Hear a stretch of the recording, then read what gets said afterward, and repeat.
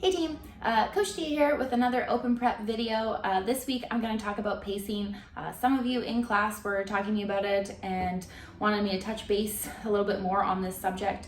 Pacing is not even just for the open, that goes year round with pacing for class workouts, open workouts, and trying to stay in your own lane essentially. So a lot of times when it comes to pacing, we get really caught up with what the person beside us is doing. And I think with the open, we really have to do our best to try and ignore other people and do what's best for us. So again, I like to think stay in your own lane. There's gonna be people around you doing the same workout. It's really easy to get far too excited. We get really nervous, our heart rate's amped up. On that count of 3, 2, 1, go, we come out really hot out the gate. You see other people going faster and you go faster. And then at some point we end up just fatiguing and we just die right out. So a lot of times we end up redlining, as they would call it. And we don't want to do that, especially in the open. We need to focus on ourselves, pace it on ourselves. And there's some things to think about. So what is the time frame of this workout? So how am I supposed to pace it? It's going to come down to, is it a shorter workout?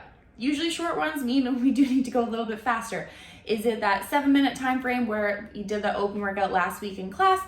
Where yeah, you're kind of expected to push it for 7 minutes, fast, go. But you still need to be smart in how you break it up for yourself. And same when we think about that 20-minute AMRAP. If you have someone that's an engine beside you and kind of go forever, we need to ignore them. We need to do what's best for them or best for you. Maybe you are that engine person. This is your workout. This is your jam. 20 minutes, grind, go. So think about yourself. What is going to be best for you? And lots of times when it comes to open workouts, I like to think start slower than you think. There's going to be a time in this workout where it's just going to hit you. It's going to get really hard. But hopefully if you actually maintain that pace from the get-go, you can sustain it longer. Maybe you do have something to give. When they say 2 minutes left, you can pick it up. Or you're coming out to that last round, you have something left in the tank to push it, okay? What we don't want to do either is start off on that part where, oh, I went too slow, you finished the workout. I think I could have done better. That's not fun either. So it's about finding that right balance. And a lot of times I like to do kind of a couple test rounds. So maybe I'll pick a round of the workout. If it's an AMRAP, usually do 1 or 2 rounds back to back, rest, see how you felt.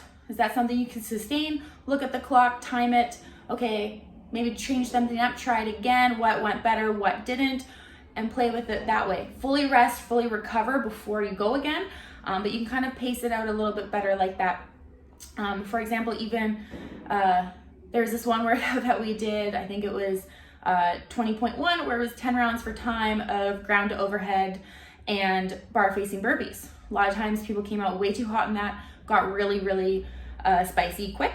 But if we can do a couple test rounds, rest, see what your pace was, and if you felt really gassed after that, we know we need to slow down somewhere, and you can learn from it, okay? So keep that in mind. Everyone's gonna be different. Also, pacing can be, when do we break it up so that I have my breath under control? Is it breathing at the top? Maybe we're doing thrusters, we do our full squat, press, breathe. Full squat, press, breathe. Taking that pause. Maybe it's we're doing quick singles, but we wanna control ourselves. So we drop the bar, I like to do a count in my head. I take a deep breath and then I go 3, 2, 1, pick it up. Rep, drop, 3, 2, 1, pick it up. Can I maintain that timer?